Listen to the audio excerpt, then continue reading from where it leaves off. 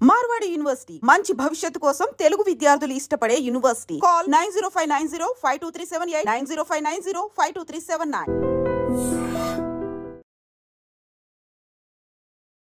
Hi, welcome to iDream. ఓ మంచి కవిత మనసుల్ని కదిలించేస్తుంది. ఓ మంచి కవిత లాంటి ప్రేమ కథ మనసుల్ని మెలిపెట్టేస్తుంది. ఒక మంచి కవిత లాంటి సినిమా చాలా అద్భుతంగా ఉంటుంది. 8 వసంతాలు సినిమా అలాంటి సినిమాని ప్రమోషన్స్తోనే అర్థమైపోయింది. ఈ శుక్రవారం ఆ మూవీ ప్రేక్షకుల ముందుకు వచ్చింది. అండ్ ఆ మూవీ ఎలా ఉంది, ఆ మూవీలో విశేషాలు ఏంటి, ఇలాంటివన్నీ మనకి తెలియజేయడానికి ఫిల్మ్ క్రిటిక్ శ్రీనివాస్ గారు మనతో ఉన్నారు. ఆయన అడిగి మరిన్ని విషయాలు తెలుసుకుందాం. Hi sir. హలో సార్, 8 వసంతాలు అంటే ఆ మూవీ ట్రైలర్ వచ్చినప్పుడు కానీ ఆ సాంగ్స్ కానీ ఒక మంచి లవ్ స్టోరీ చూడబోతున్నాం అని ఒక ఫీల్ అయితే కలిగించింది. అండ్ ఫైనల్గా మూవీ వచ్చింది, మీరు చూశారు. ఎలా ఉంది sir movie? It's full of good vibes అండి. చాలా బాగుంది. చూస్తున్నంతసేపు ఒక వేరే ఎన్విరాన్మెంట్లోకి తీసుకెళ్ళిపోయాడు డైరెక్టర్, సినిమాటోగ్రఫర్ ఇద్దరు కలిసి. అవుట్డోర్లో తీసిన ప్రతి షాట్ ఒక అద్భుతం. సినిమాటోగ్రఫీ వండర్ ఇది. చాలా బాగా తీశారు. ఈవెన్ మ్యూజిక్ కూడా చాలా బాగుంది. అండ్ వీళ్ళు ఎవరినైతే ఆ ఫేసెస్ని పిక్ చేసుకున్నారో యాక్టర్స్ చాయిస్ ఇస్ సూపర్బ్ అనమాట. అందరూ వాళ్ళ రోల్స్ చాలా బాగా చేశారు. అయితే ఫస్ట్ హాఫ్ అంతా ఎక్కువ ఇట్స్ మోర్ ఆఫ్ ఎమోషన్ తీసుకున్నారు. అంటే ఫస్ట్ హాఫ్లో we get to see a failure love story, second half we get to see a successful love story. Okay. And director విషయానికి వస్తే, డైరెక్టర్కి షార్ట్ ఫిల్మ్స్ తీసేటప్పటి నుంచే చాలామంది ఫ్యాన్స్ ఉన్నారు, ఫణీంద్ర నరశెట్టి. సో తను ఈ మూవీ స్టార్టింగ్ అప్పుడే చెప్పాడు అనమాట, ఒక మంచి అద్భుతమైన ప్రేమ కథను చూపించబోతున్నాను అని చెప్పేసి. ముఖ్యంగా తనలో డైలాగ్స్ చాలా బాగుంటాయి, తను రాసే డైలాగ్స్. అండ్ ఈ సినిమాలో డైలాగ్స్ కానీ తన డైరెక్షన్ కానీ ఎలా ఉంది? Very matured and this is very very very matured and beautiful love story. అంటే చాలా రోజుల తర్వాత ఒక అద్భుతమైన లవ్ స్టోరీ చూసిన ఫీలింగ్తో బయటకు వస్తాం మనం cinema towards the end. Mainly second half it's like take off మామూలుగా ఉండదు అసలు. నెక్స్ట్ లెవెల్కి వెళ్ళిపోయింది సినిమా. ఇంటర్వెల్ నుంచి సెకండ్ హాఫ్ వరకు ఒక ఎత్తు అనమాట సినిమా. అంటే బిఫోర్ ఇంటర్వెల్ ఏదైతే ఉంటుంది, ఇంటర్వెల్ కంటే ముందు కొంచెం ఏదైతే ఆ స్టార్టింగ్ మూవీ అంతా కొంచెం నార్మల్గా ఉంటుంది, కానీ ఆ ఇంటర్వెల్ పార్ట్ నుంచి కూడా ఒక మెచ్యూర్డ్ పోర్ట్రేల్ అనేది అదిరిపోయింది సినిమా. అండ్ హీరోయిన్ అనంతిక, అంటే సినిమా ప్రమోషన్స్లో కంటెంట్ ఎంత హైలైట్ అయిందో తెలియదు, కానీ ఆ అమ్మాయి మాత్రం చాలా హైలైట్ అయింది. ప్రతి ఒక్కరు కూడా ఆ అమ్మాయి గురించి మాట్లాడుకోవడమే. సినిమాలో తన ప్రజెన్స్ ఎలా ఉంది అండ్ తన యాక్టింగ్ ఎలా ఉంది? She was like show stealer అంటారు చూడండి. మొత్తం అంటే అందరిలో హైలైట్ అయింది ఆ అమ్మాయి యాక్చువల్లీ. అండ్ యాక్చువల్గా ఆమె అటెన్షన్ ఎక్కడ తీసుకుందంటే, ప్రీ రిలీజ్ ఈవెంట్లో ఏదైతే స్పీచ్ ఇచ్చిందో ఎక్స్ట్రా టైం తీసుకొని మైక్ లాక్కొని మరీ అందరి గురించి, ఎవరిని మర్చిపోకుండా అందరి గురించి చాలా హంబుల్గా, చాలా పొలైట్గా, చాలా వెల్కమింగ్గా మాట్లాడింది. అలా కనుక ఉంటే హీరోయిన్స్ ఖచ్చితంగా వాళ్ళే సెలెక్ట్ అవుతారు చాలా సినిమాల్లో అనిపించింది నాకు. అంత హంబుల్గా ఉంటాయి హీరోయిన్స్. Very good choice. చాలా బాగుంది యాక్చువల్లీ. స్క్రీన్ మీద చాలా బాగుంది. Every emotion she's delivering was so beautiful to watch. Okay. And ముఖ్యంగా ఇలాంటి ఒక లవ్ స్టోరీ మనకి డెలివరీ అవుతున్నప్పుడు బీజిఎం అనేది కానీ మ్యూజిక్ చాలా అవసరం. అది అంత పెద్ద ఇంపాక్ట్ క్రియేట్ చేస్తే మనకంత ఎమోషన్ మనం పొందగలం అనమాట. సో ఈ సినిమా విషయానికి వస్తే మ్యూజిక్ ఎలా ఉంది? Background music compliments the scenes అనమాట. అంటే ఏదైతే విజువల్ బ్యూటీ ఉందో ఆ విజువల్ బ్యూటీకి వెరీ మచ్ కాంప్లిమెంటరీగా మ్యూజిక్ ఉంది తప్ప ఎక్కడ కూడా సీన్ని డామినేట్ చేయదు, అండర్ ప్లే చేయదు.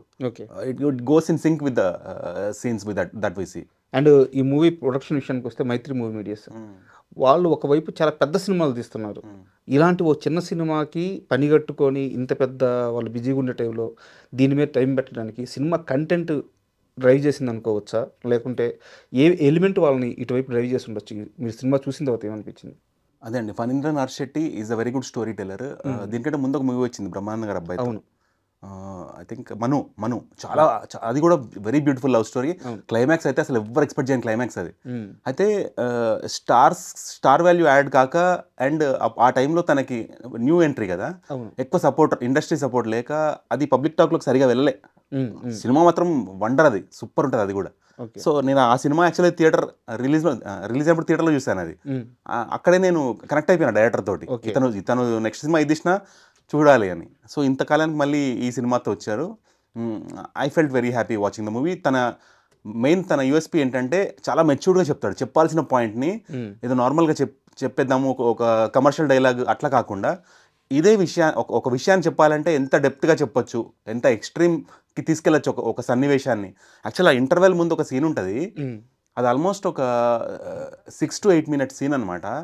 ఎంత బాగుంటుందంటే సీన్ అసలు. అమ్మాయి పరిగెత్తే షాట్ దగ్గర నుంచి స్టార్ట్ చేస్తే ఇంటర్వెల్ వరకు కూడా ఓకే. ఒక వండర్ఫుల్ షాట్ అనమాట. ఏ ఇంటర్వెల్ కూడా ఇంత హృదయంగా నేను రీసెంట్ టైమ్స్లో చూడలేదు. కమర్షియల్గా చూపిస్తారు, హీరో ఫైట్ ఎలివేషన్ అలా చూపిస్తారు, కానీ హీరోయిన్ని పెట్టి ఇంటర్వెల్ని ఇంత బ్యూటిఫుల్గా తీయచ్చు, ఇంత ఎమోషనల్ పండించవచ్చు ఇంటర్వెల్లో అని బ్యూటీ అసలు.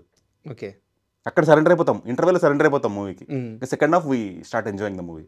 అండ్ మామూలుగా తెలుగు ఇండస్ట్రీకి ప్రేమ కథలు అనేది కొత్త కాదు. బట్ ఎప్పుడైతే ఒక సినిమాలో 2 ప్రేమ కథలు ఉంటాయో, అది ఒకే జంట కావచ్చు, మల్టిపుల్ వేరు జంటల ప్రేమ కథ కావచ్చు. ఉదాహరణకి ఇప్పుడు మనం ఆనందం అని ఒక సినిమా తీసుకుంటే, అప్పటిదాకా హీరో హీరోయిన్ మధ్య ఒక ఫైట్ నడుస్తూ ఉంటుంది అనమాట. చిన్న గొడవలు అల్లరి చిల్లరగా ఉంటుంది అనమాట. ఎప్పుడైతే సెకండ్ లవ్ స్టోరీ రాగానే ఆ మెచ్యూరిటీ వచ్చేస్తుంది అనమాట.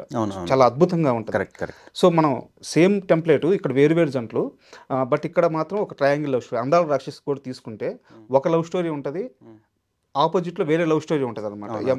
సో ఒక సినిమాలో 2 లవ్ స్టోరీస్ కానీ యాడ్ అయితే ఎప్పుడు కూడా మనకు క్లాసిక్స్ మూవీసే డెలివరీ అవుతున్నాయి. ఓకే. సో ఇప్పుడు ఈ మూవీ టెంప్లెట్ కూడా అదే అనుకోవచ్చు. సో మీకు ఆ లవ్ స్టోరీని ట్రీట్మెంట్ చేసే విధానం ఎలా అనిపించింది? Main the magic of screenplay ముందే చూపించారనమాట. Towards the end we get to know, ఓహో ఇక్కడ కనెక్ట్ అయింది అంటే ఇవన్నీ. అంటే సెకండ్ హాఫ్లో చూసిన చాలా సన్నివేశాలకి సంబంధించిన హింట్స్ ఫస్ట్ హాఫ్లో ఉంటాయి. ఎగ్జాక్ట్లీ, అది కాదు బ్యూటీ. సో అది చాలా బాగా రాసుకున్నారు, చాలా బాగా తీశారు. అండ్ ఎప్పుడైతే చాలా మటుకు మనం ఏం చూస్తామంటే యంగ్స్టర్స్, మెయిన్లీ యంగ్స్టర్స్ ప్రపోజ్ చేయగానే అమ్మాయి పడిపోవాలనే ఎక్స్పెక్టేషన్లో ఉంటారు. యంగ్ కొత్తగా కాలేజ్కి వెళ్ళిన అబ్బాయిలు, నాకు కూడా గర్ల్ ఫ్రెండ్ ఉండాలి, కొత్తగా వాళ్ళ ఫాదర్ బైక్ కొనిస్తారు, వెనకాల అమ్మాయిని ఎక్కించుకొని తిరగాలని అలాంటి ఎక్స్పెక్టేషన్స్తో ఉంటారు. ప్రపోజ్ చేయగానే అమ్మాయి పడిపోవాలనుకుంటారు, అది గ్రేట్గా చూపించుకోవాలనుకుంటారు ఫ్రెండ్స్కి. ఇందులో ఏం చూపిస్తారంటే లవ్ ఫెయిల్యూర్ అనేది మిమ్మల్ని ఇప్పటిదాకా మీరున్న ఏదైతే స్టేట్ ఆఫ్ మైండ్ ఉంటుందో అక్కడి నుంచి మిమ్మల్ని స్ట్రెంథన్ చేయాలి తప్ప, ఒక బ్రేకప్ ఒక విడిపోవడం అంటూ జరిగితే అక్కడ మీరు జీవితం ఆగిపోయి మీరు దేవదాస్ అవ్వకూడదు.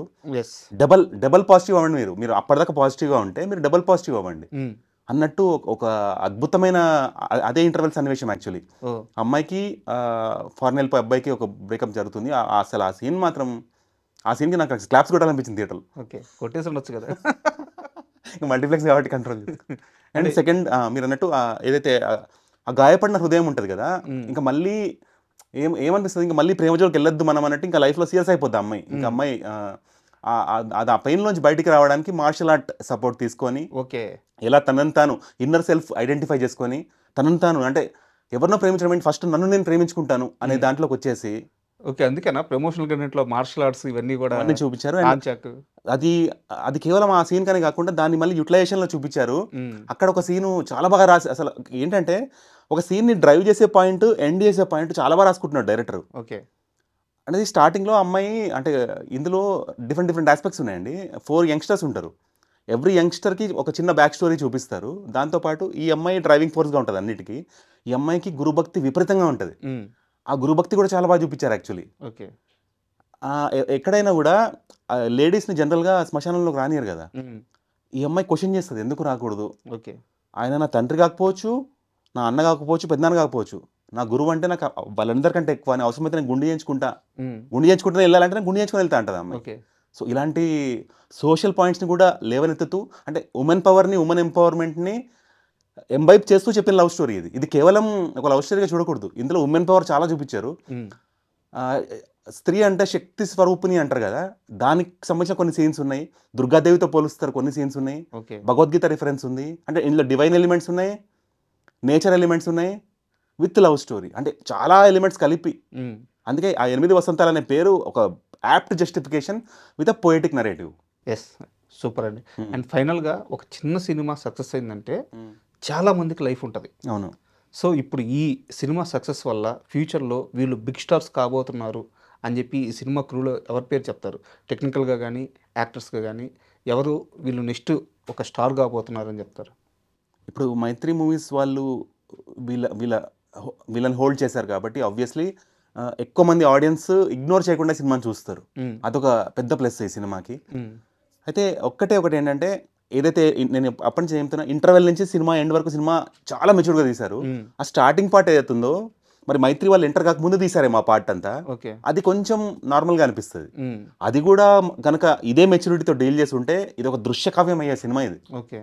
సో ఆ చిన్న ఎలిమెంట్ వల్ల డైరెక్టర్ కొంచెం డిసప్పాయింట్ చేశాడని చెప్పాలి. Otherwise the movie was a classic. And మీరు అన్నట్టు ఖచ్చితంగా ఫణీంద్రనాథ్ శెట్టి గారు లాంటి మంచి సినిమాలు చాలా సొసైటీకి చాలా అవసరము. చాలామంది ఏదైతే అంటారు కదా, ఒక చిన్న బ్యాడ్ సీన్ వచ్చినా కూడా వచ్చి ధర్నాలు చేస్తూ ఉంటారు, ఈ సీన్ కట్ చేయాలని చెప్తా ఉంటారు కదా. మరి మంచి సినిమా వచ్చినప్పుడు ఆడియన్స్ నిలబడాలి కదా. It's audience responsibility to support good cinema. మీరు ఎట్లయితే ఒక బ్యాడ్ సీన్ ఉంటే ఆ సినిమాని ఎలా మీరు తొలగించాలని చూస్తున్నారు, ఆ సినిమా ఆడకూడదని ధర్నాలు చేస్తున్నారు, ఒక మంచి సినిమా వచ్చినప్పుడు రండి అందరు. మరి మంచి సినిమా వచ్చింది మీకోసం, యూనిట్ టు ఆడియన్స్ సపోర్ట్ చేస్తేనే కదా ఈ టెక్నీషియన్స్ అందరు నిలబడతారు. ఇప్పుడు చాలామంది కంఫర్ట్ జోన్లోకి వెళ్ళిపోయి ఓటీటీలో చూస్తే, ఓటీటీ అనేది ఎప్పుడు కూడా ఒక డైరెక్టర్కి స్టార్డమ్ కట్టిపెట్టదు, ఒక స్టార్కి స్టార్డమ్ కట్టిపెట్టదు. ఓటీటీ అనేది ఆ ఆర్గనైజేషన్కి మాత్రమే రెవెన్యూ తెచ్చి పెడుతుంది. కానీ ఆ స్టార్ నిజంగా లైఫ్లో నెక్స్ట్ లెవెల్కి వెళ్ళాలి, ఆ టెక్నీషియన్ నెక్స్ట్ లెవెల్కి వెళ్ళాలంటే థియేట్రికల్ రెవెన్యూయే చూపిస్తుంది అది ఏంటనేది, వీళ్ళ పవర్ ఏంటనేది. వీళ్ళ పవర్ వీళ్ళు గుర్తెరగాలంటే ఆడియన్స్ సపోర్టే దానికి ఒక what is a measurement. Super Srinivas గారు, అంటే ఒక మంచి సినిమాని చూడమని ఆడియన్స్కి మీరు ఇంత స్ట్రాంగ్గా రికమెండ్ చేయడం నాకు నచ్చింది. అండ్ ఒక మంచి రివ్యూ ఇచ్చారు. మరో మంచి సినిమాతో మరో రివ్యూతో కలుసుకుందాం. And thank you sir.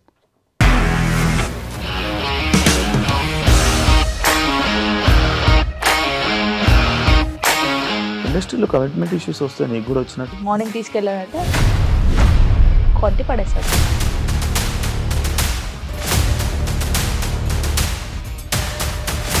ఒక్కళ్ళు కూడా చూడలేదు ఈ సినిమా అని చెప్పడానికి కూడా చాలా ధైర్యం కావాలి. అది నిజం కదా, దాంట్లో ధైర్యం ఏంటి? ఇది నెక్స్ట్ డే ప్లేట్ మార్చేస్తే తప్పు కదా. As of now we're comfortable this అని నేను అనుకుంటున్నాను. రష్మిక గారిది మీది ఒకే ఊరు అంటే కదా. నీకు కోపం వచ్చిందంటే బాగా తిట్టేత్తరా? తిట్టేద్దామండి.